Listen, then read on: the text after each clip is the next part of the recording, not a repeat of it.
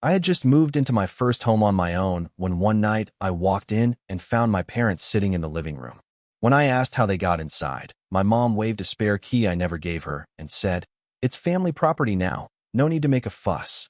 I calmly opened the front door, smiled, and replied, "Imagine finally owning your first home, your sanctuary, after years of relentless work and sacrifice.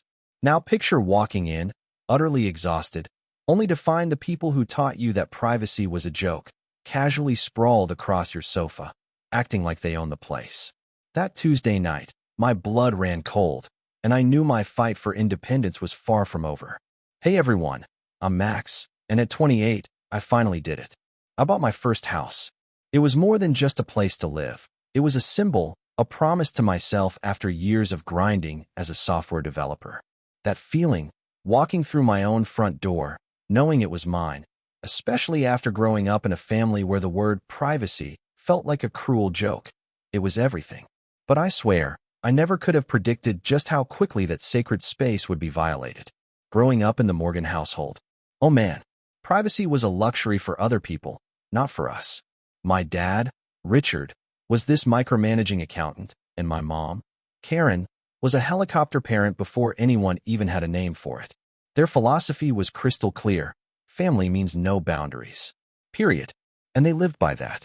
When I was 13, my dad installed tracking software on my computer, sending my entire internet history straight to his email. I found out when he lectured me about researching the French Revolution. He was worried about my interest in violent historical events. I was humiliated. Then, at 15, my mom's idea of tidying my room usually meant reading my private journal. She'd casually bring up my deepest thoughts about crushes or friendships at dinner, offering advice, while Dad just nodded, approving every single violation. When I turned 17, my new smartphone came with a non-negotiable condition. They'd have the password and could check it whenever they wanted. Anytime I pushed back, Dad would hit me with his mantra: "We're your parents. We have a right to know everything about you. When you pay your own bills, then you can have secrets." That line was basically our family motto. College at Arizona State? Pure, unadulterated freedom. 6 hours away from Sacramento, their constant oversight finally became impossible. And I thrived. I made the dean's list, managed my own life, built real friendships, all without a single parental suggestion. After graduation, I bounced through a few shared apartments, but my parents just saw them as temporary practice homes. They honestly believed I'd eventually move back to Sacramento, that my independence was just a phase. They never understood that every late night, every extra dollar I saved, every career choice I made was a strategic step towards building a truly independent life. My job at Rapid Tech, a fast-growing software company, was demanding. Long hours, total dedication. While my colleagues complained, I volunteered for overtime, for weekend projects. Every single extra cent went straight into my house fund. My supervisor, Blake, saw my drive and really took me under his wing, fast-tracking my promotions and boosting my savings even more. After 4 years of relentless saving and a small inheritance from my grandfather, the only family member who seemed to understand my need for autonomy, I finally had enough for a down payment. House hunting was a marathon. 67 properties in 8 months. I researched crime rates, property taxes, appreciation potential. I wanted my investment to be rock solid, my decision unimpeachable, because I knew my parents would question everything. And then, when I least expected it, I found it. A 1950s bungalow in Roseville. 2 beds, 1.5 baths, hardwood floors hidden under old carpet, good bones disguised by outdated fixtures. Crucially, it was 30 minutes from my parents' house. Close enough for visits, but far enough, I thought, for casual drop-ins to be awkward. The elderly widow who owned it, moving to assisted living, chose my offer over higher bids because I wrote her a letter promising to restore its original charm.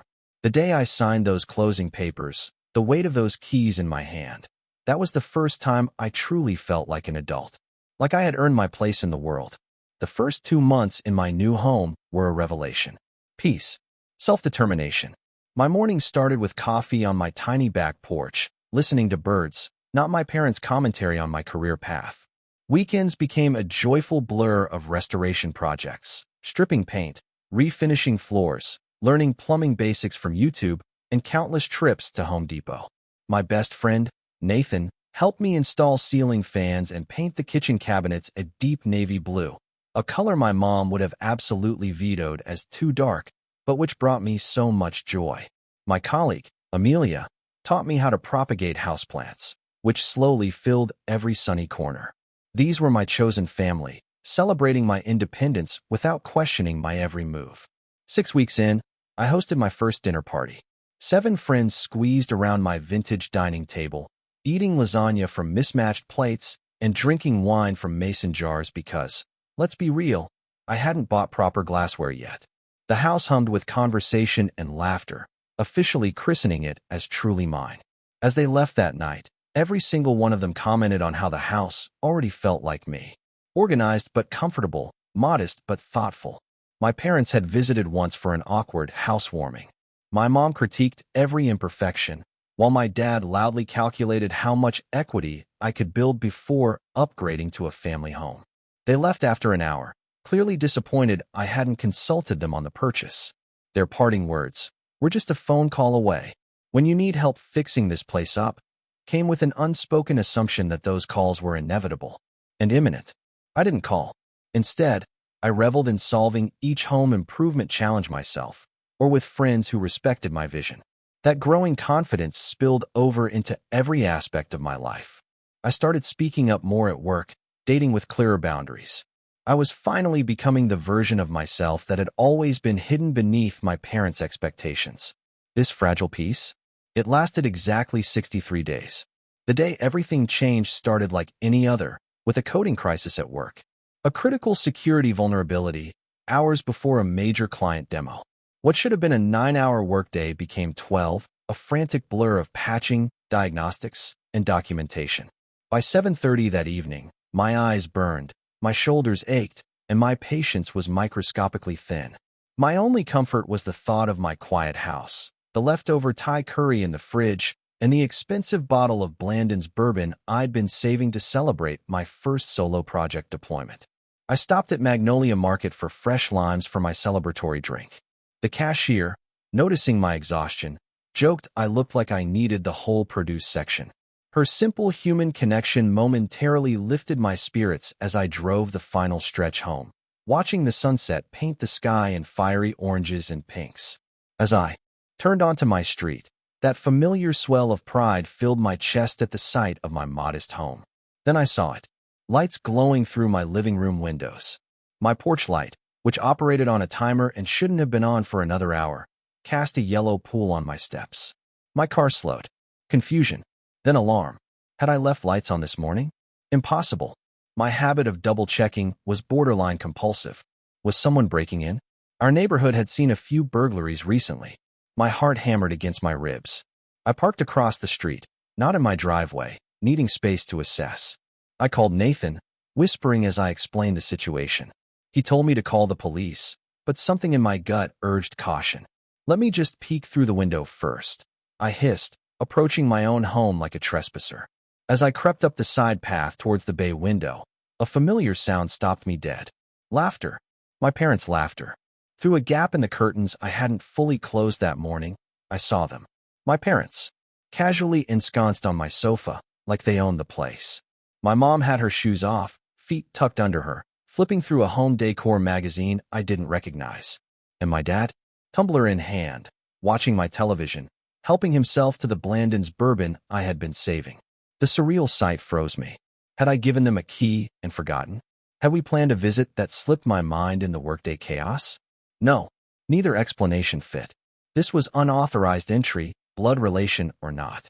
I ended the call with Nathan, promising to update him later, and took 3 deep, shaky breaths before inserting my key into the lock. The click of the lock sent a ripple through the room.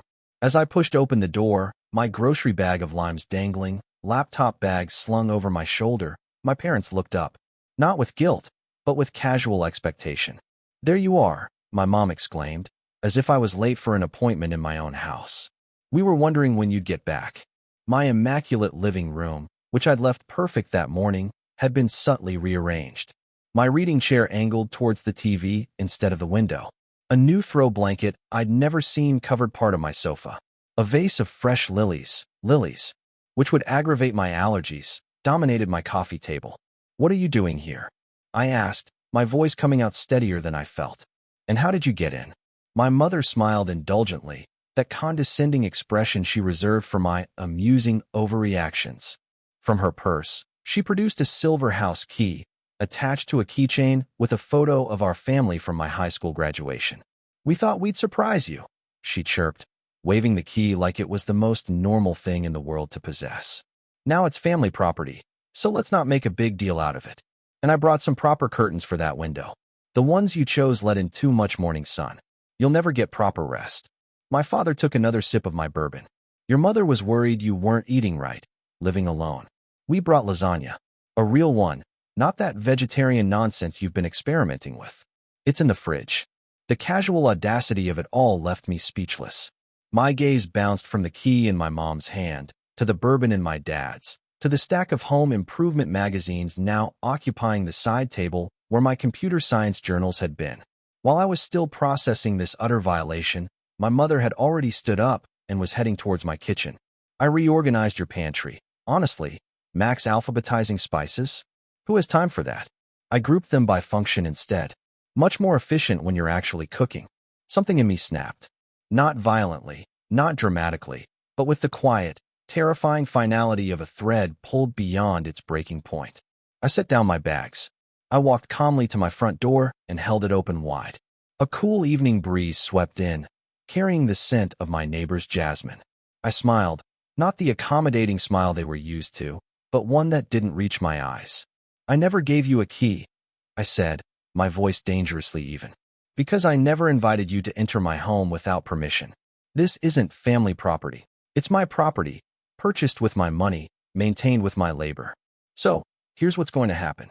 You're going to leave right now, return my key, and call before visiting in the future, like everyone else in my life respects enough to do." The stunned expressions that transformed their faces would have been comical in any other context. My mother's mouth opened and closed soundlessly. My father's hand froze halfway to his lips, the bourbon catching the amber light. The silence that followed my declaration lasted approximately 3 seconds before my mother's eyes welled with tears, her standard response to not getting her way. These weren't the quiet, dignified tears of genuine hurt. These were the performative kind, designed to instantly cast me as the villain. "How could you speak to us this way?" she gasped, pressing a hand to her chest, as if physically wounded. "After everything we've done for you? We raised you, educated you, supported you, and now we're not even welcome in your home." My father set down the tumbler with deliberate slowness, a gesture I recognized from countless childhood confrontations. It always preceded his shift from casual dismissiveness to authoritarian anger. "You need to watch your tone, Maximilian," he said, using my full name as he always did when asserting dominance. "Your mother went to considerable trouble to help you today. The proper response is gratitude, not this teenage rebellion. I thought you'd outgrown this phase." I remained in position, door open, expression neutral. My tone is perfectly appropriate for someone finding uninvited people in their home. "The key, please." My mother's tears escalated to quiet sobs, and she looked to my father for support. He stood, drawing himself up to his full height, a tactic that had intimidated me as a child, but now just struck me as almost desperate. "We're your parents," he declared, as if stating this fact automatically granted them immunity from normal social boundaries. "We don't need permission to check on our son. Your mother was worried about you living alone. She hasn't slept properly since you moved in here. My living situation isn't responsible for mom's insomnia," I replied, cutting him off. "And being my parents doesn't entitle you to break into my house. The key, please." My mother's crying abruptly ceased as she realized her usual tactic wasn't working. She switched strategies, moving towards me with arms outstretched for a hug. "Honey, we just want to be part of your life. Is that so terrible? We miss you." I sidestepped the embrace, maintaining my position by the door. "There are respectful ways to be part of my life. This isn't one of them. The key, please." The standoff continued for another 15 minutes. My parents cycled through their entire emotional repertoire: guilt, anger, dismissiveness, faux concern, and finally, wounded martyrdom. I repeated my request for the key 11 times before my mother finally extracted it from her purse and placed it on my entry table rather than handing it directly to me. A small, but telling, act of passive aggression. "I hope you realize how hurtful you're being," she sniffed, gathering her purse and the shopping bags that I now noticed contained additional unauthorized improvements for my home. "We only wanted to help." My father drained the last of my bourbon before standing. "When you calm down and think rationally about this, you'll realize you're overreacting. Family helps family, Max. That's how it works. Boundaries help families," I countered, my voice firm. "That's how healthy relationships work." As they reluctantly moved towards the door, my mother paused to add, "I left some notes on your refrigerator about improvements this place needs. The bathroom caulking is atrocious, and those kitchen cabinets are too dark for such a small space. We can help you fix everything next weekend." "I won't be available next weekend," I said, not elaborating that my unavailability would extend indefinitely until they demonstrated respect for my autonomy. Their departure from my property featured the kind of dramatic exit my mother had perfected over years of domestic disagreements. Loud sighs, backward glances, and one final parting shot from my father. "When you own a house, you realize how much help you need. Don't be too proud to call when things start breaking," which they will.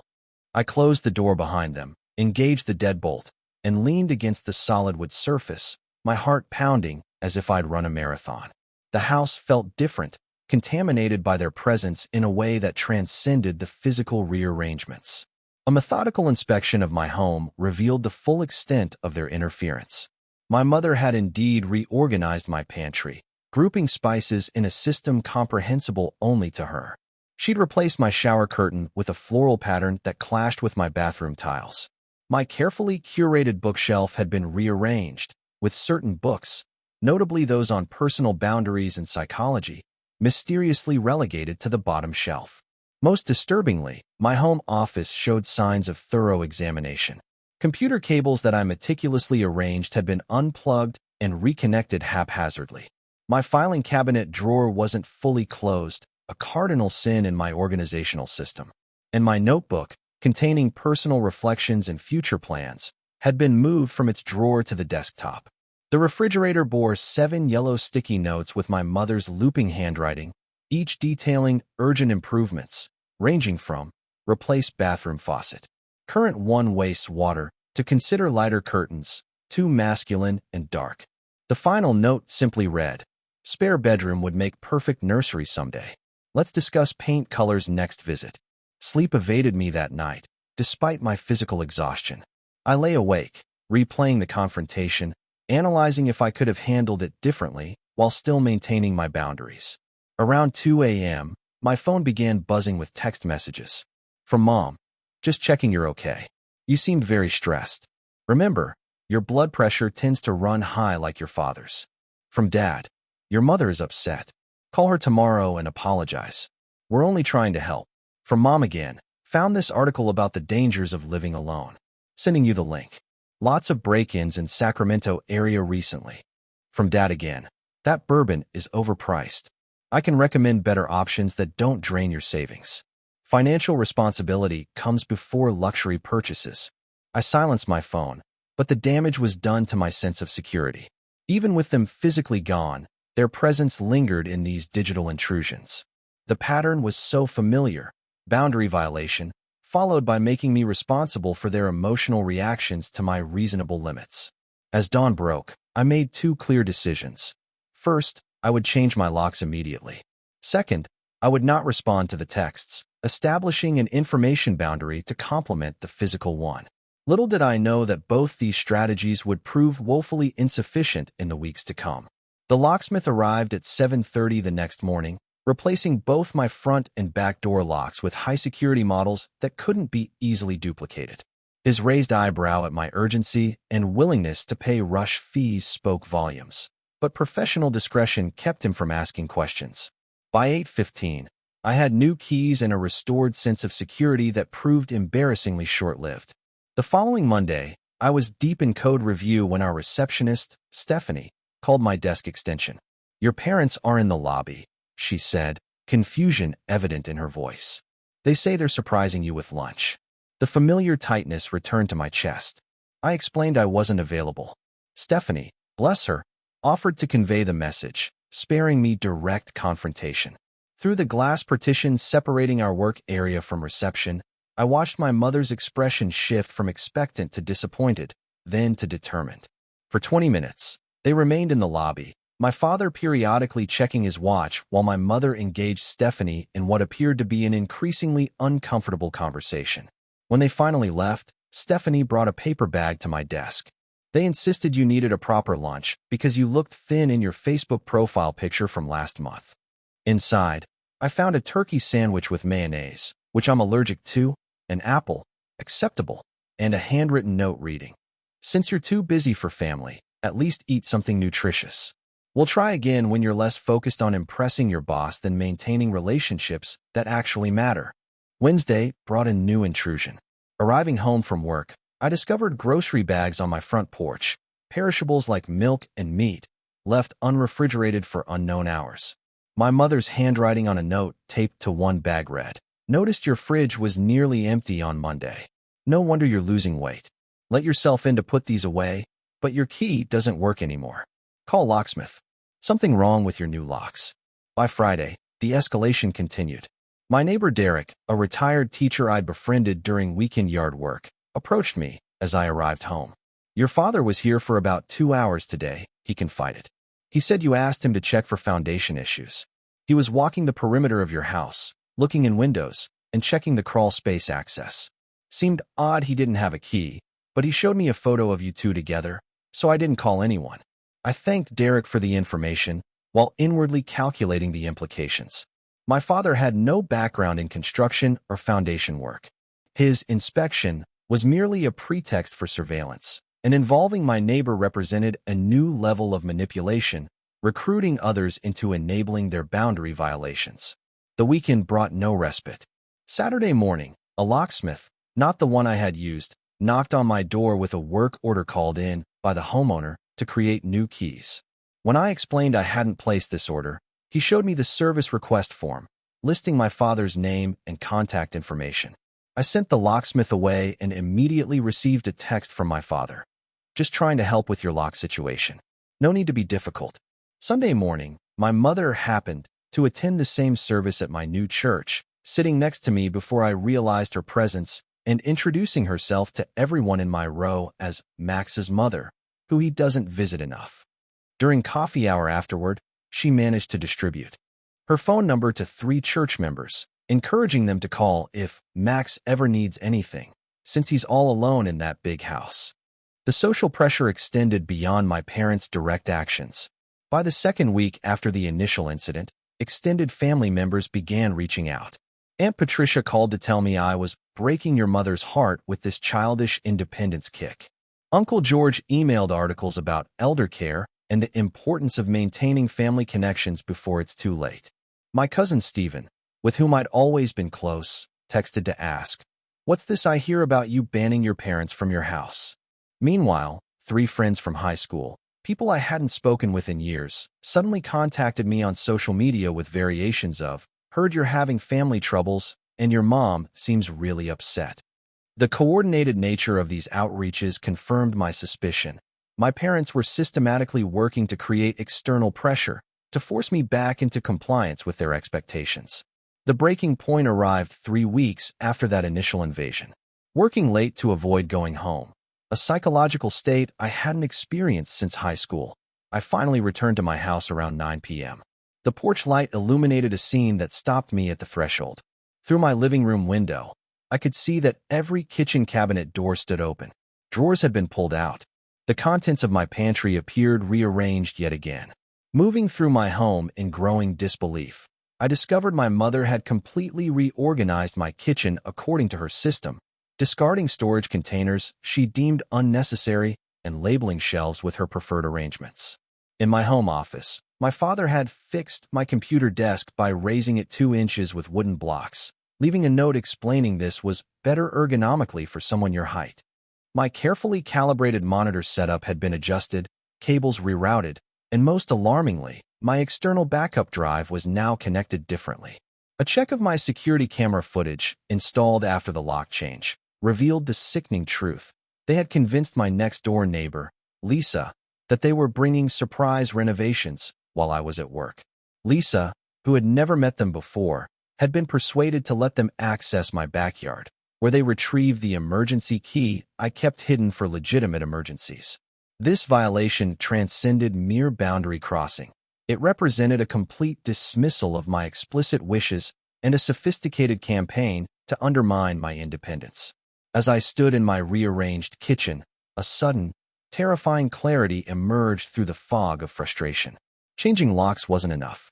I needed a comprehensive strategy to address the psychological and social dimensions of this conflict, not just the physical access. The next morning, instead of going to work, I called in sick for the first time in 3 years and scheduled an emergency appointment with Dr. Rachel Winters, a therapist I'd been seeing occasionally to work through childhood patterns.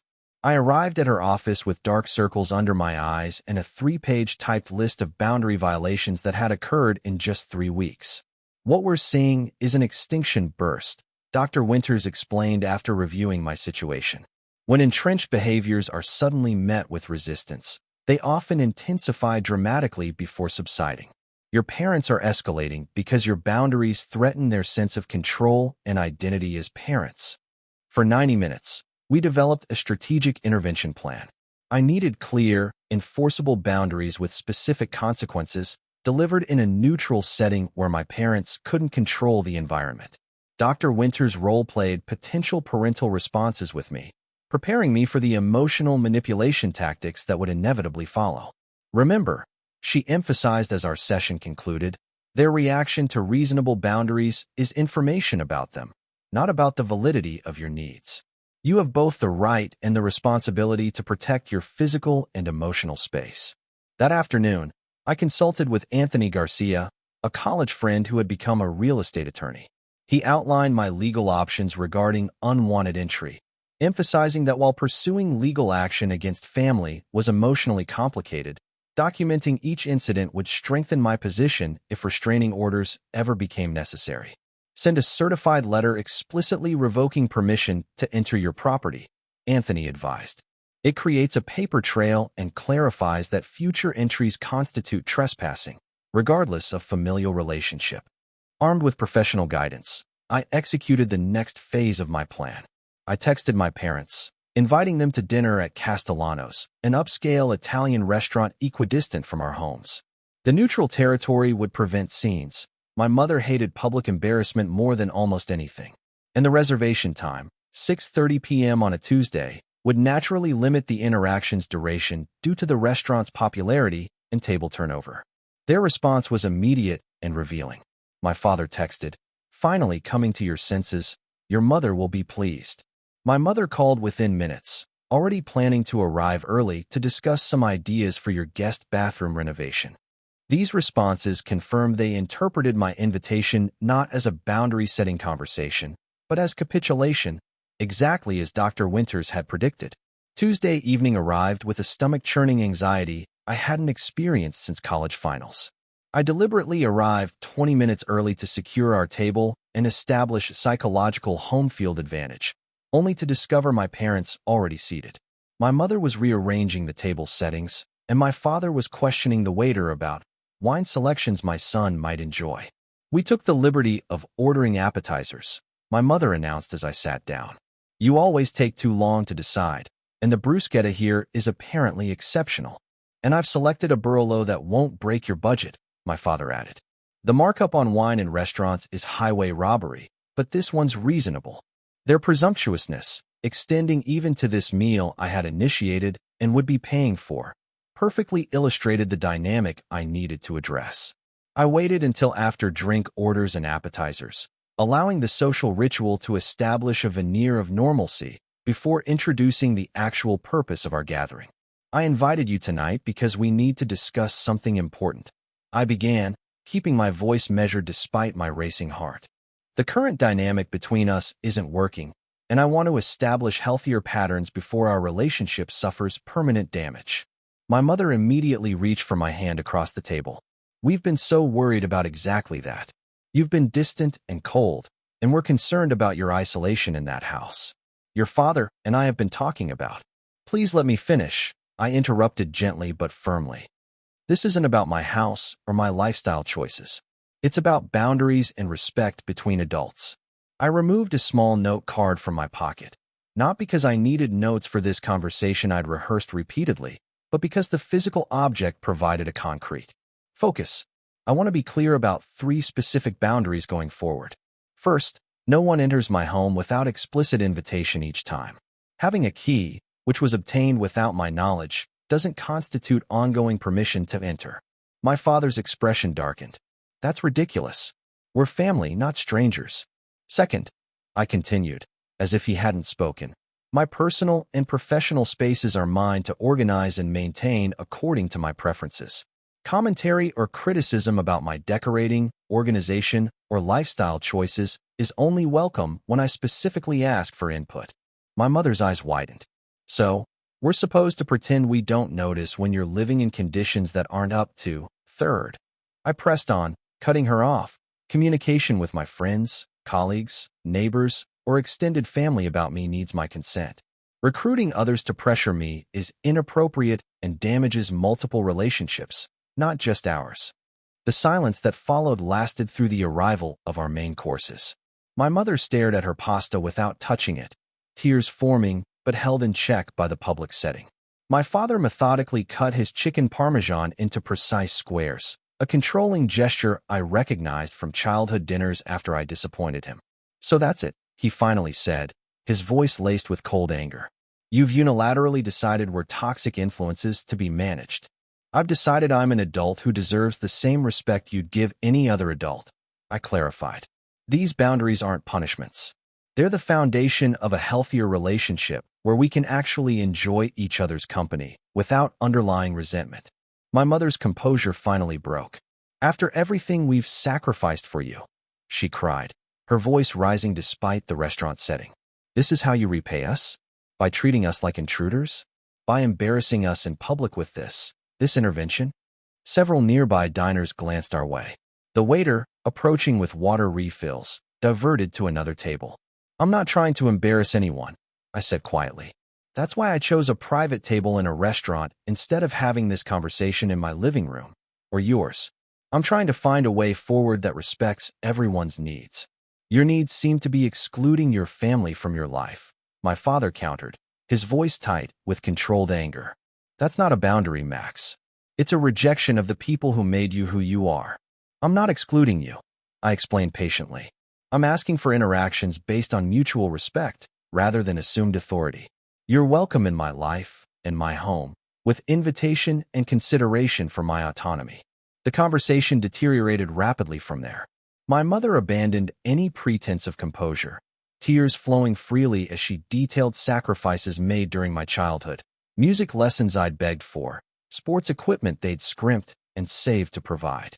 My father transitioned from cold anger to overt threats, suggesting they might need to rethink financial help with your student loans I had been managing independently since graduation, and reconsider the inheritance discussions we've been having. A manipulative reference to hypothetical future money I'd never factored into my planning. When my mother began loudly recounting my childhood medical emergencies and how she'd slept beside your hospital bed for 3 nights when you had pneumonia, drawing stares from nearby tables, I recognized the futility of continuing. This public venue, chosen to prevent exactly this scene, had instead become a theater for their emotional performance. I signaled for the check, paid while they were still mid-argument, and stood to leave. I care about you both, I said quietly. That's why I'm trying to establish a relationship that works for all of us as adults. I hope you'll consider what I've said once emotions aren't running so high. My father's parting words as I walked away, "Don't expect us to come running next time you need help with that money pit house," echoed in my ears as I drove home. I was simultaneously relieved the confrontation was over and devastated by its predictable failure. The failed dinner conversation made one thing abundantly clear: verbal boundaries alone would never suffice. The following morning, I implemented the comprehensive security plan Anthony had helped me develop. A locksmith installed commercial-grade deadbolts with keys that couldn't be duplicated without signed authorization forms. Electronic keypads with programmable codes replaced traditional locks on both exterior doors, allowing me to grant temporary access when appropriate without distributing physical keys. A complete security system followed: door sensors, motion detectors, and window alarms connected to a monitoring service, with my parents explicitly listed as unauthorized users who could not request system overrides. The doorbell camera I'd installed earlier was supplemented with additional exterior cameras covering all potential entry points, with footage backing up to cloud storage I alone could access. Derek, my retired neighbor who had previously been unwittingly recruited into my parents' schemes, became a valuable ally once I explained the situation.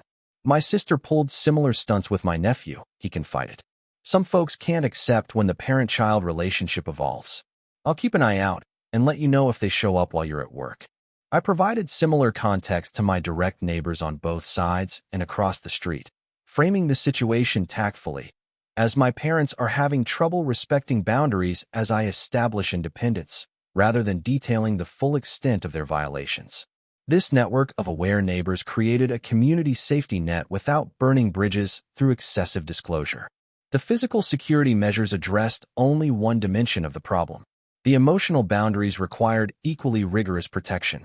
I drafted a clear email to both parents establishing a 2-week communication pause to allow everyone space to process our dinner conversation.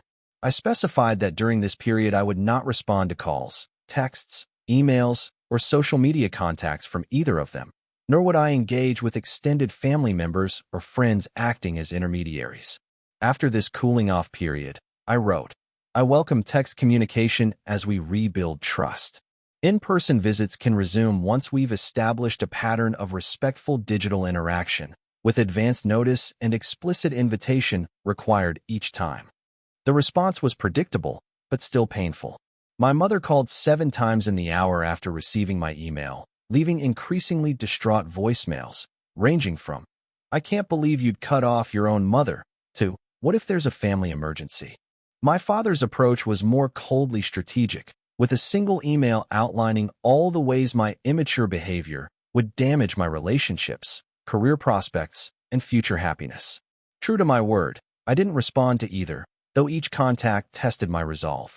I temporarily muted family members on social media and created email filters to direct their messages to a folder I could review when emotionally prepared, rather than having them ambush my inbox.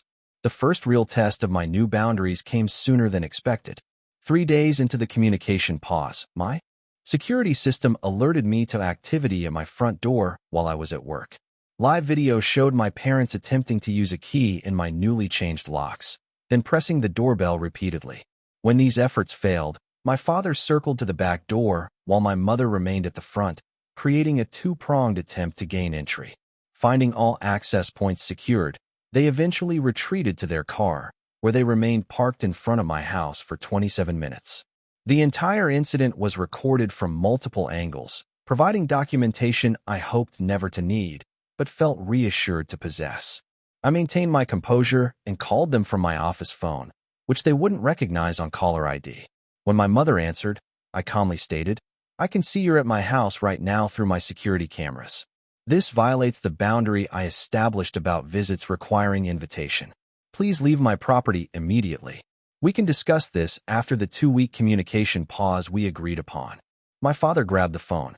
This is ridiculous, Max. Your mother brought homemade soup because she heard from Stephanie's cousin that there's a stomach bug going around your office. We're trying to help, not invade.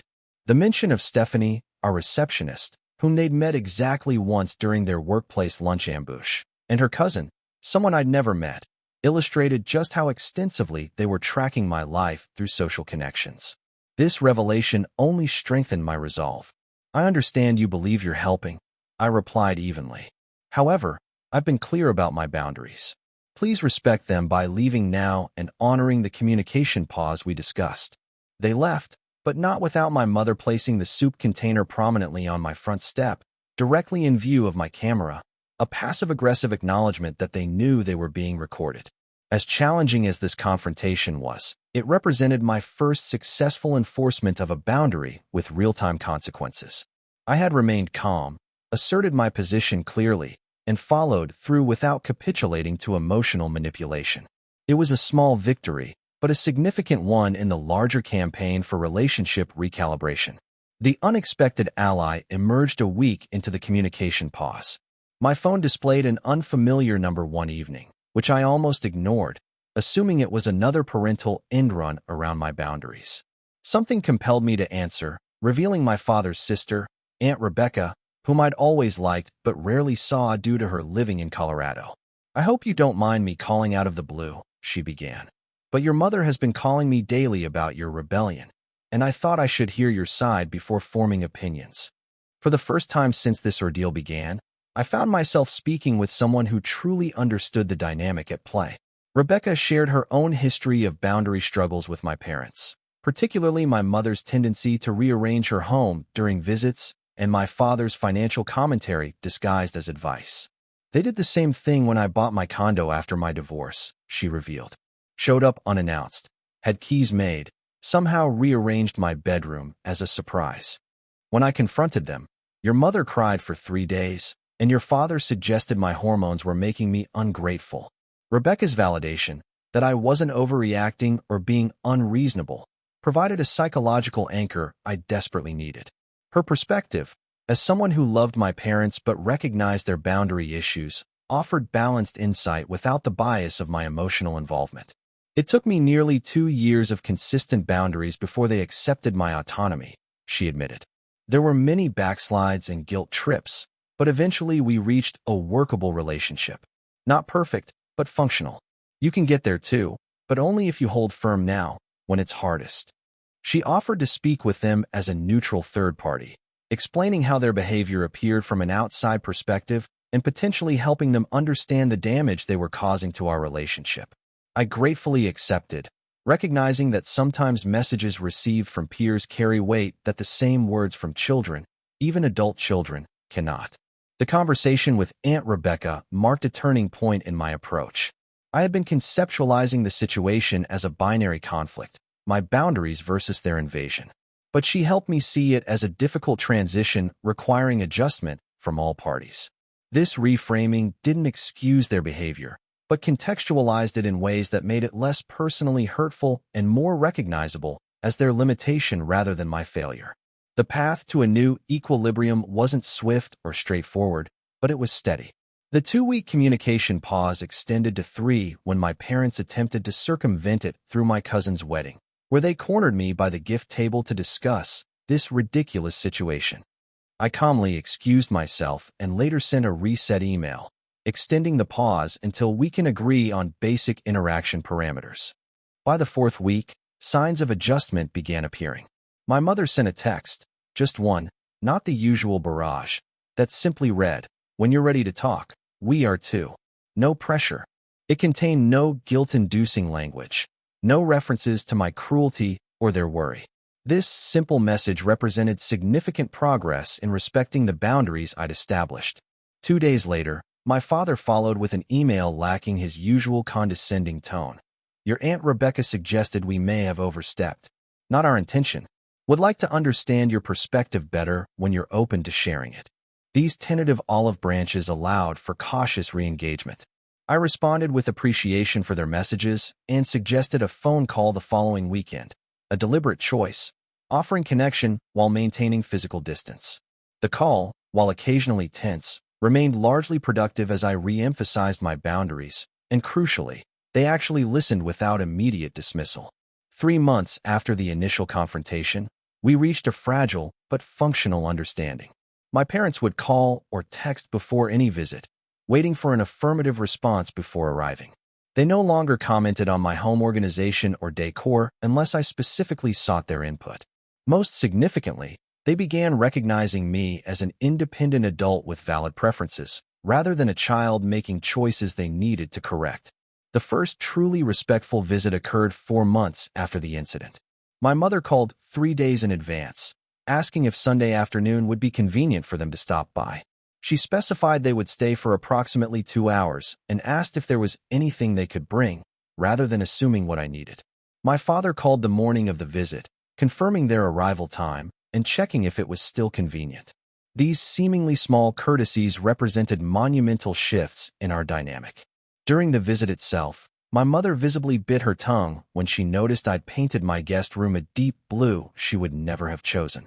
My father refrained from interrogating me about my retirement contributions when I mentioned a work bonus. They were clearly making efforts, however uncomfortable, to respect the boundaries we'd established. As our relationship recalibrated, I noticed positive ripple effects throughout other areas of my life. The confidence gained from standing firm with my parents translated to greater assertiveness at work. During a project planning meeting, I respectfully but firmly pushed back when my ideas were repeatedly interrupted, earning a nod of approval from my supervisor and setting a precedent for more equitable team dynamics. My newfound boundary-setting skills improved my dating life as well.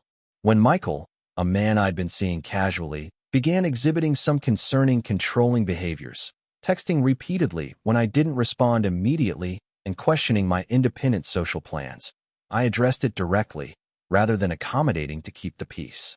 Instead of escalating, as I feared, the clear communication actually strengthened our connection, leading to a more balanced relationship built on mutual respect. Even my friendships benefited from this personal growth. I found myself more comfortable expressing preferences rather than defaulting to people-pleasing behaviors. When my friend Jordan suggested a restaurant I disliked for our monthly dinner, I simply offered an alternative, rather than silently acquiescing as I would have previously. This authenticity paradoxically deepened our connection, rather than creating the conflict I would have once feared. 6 months after that Tuesday evening when I found my parents in my living room, I hosted a small housewarming party, the proper celebration my home deserved. My parents attended as invited guests, arriving at the specified time with a thoughtful housewarming gift, a custom address stamp I had actually mentioned wanting, rather than unsolicited home improvements. Watching them interact respectfully with my friends, colleagues, and neighbors, introducing themselves without embarrassing childhood stories or undermining comments, I felt a complex mixture of emotions: pride in our collective growth, gratitude for the difficult but necessary confrontation that catalyzed change, and hope for the evolving relationship we were building on healthier foundations. That evening, as my father helped clean up without rearranging my kitchen, and my mother complimented my home without suggesting improvements, I recognized the profound truth that had emerged from this challenging chapter. Ownership extends far beyond property deeds and mortgage payments. True ownership encompasses your decisions, your boundaries, and your right to define relationships on mutually respectful terms. The house keys in my pocket represented more than access to physical space. They symbolized the authority to determine who entered both my home and my life, under what conditions, and with what expectations. This authority wasn't selfishly guarded, but thoughtfully administered, creating space for genuine connection rather than obligatory compliance. As my last guests departed, and my parents prepared to leave without assumptions about staying over or returning unannounced, my mother paused at the door. "Your grandfather would be proud of this place," she said simply. "And of you." The comment, free from manipulation or hidden agenda, felt like the final confirmation of our new dynamic. We had traversed a difficult path together and emerged with something more valuable than unquestioned access or authority. We had built mutual respect. Sometimes, the most loving thing you can do is say no to those you care about most. Not out of rejection or spite, but from a commitment to an authentic relationship. In establishing these boundaries, I hadn't lost my family. I'd created the foundation for a healthier one. Have you ever had to set difficult boundaries with family members who didn't respect your independence? Share your experience in the comments below. If my story resonated with you, please hit that like button and subscribe for more real-life lessons about navigating complicated relationships. Thank you for listening. And remember, owning your boundaries is the first step to owning your life.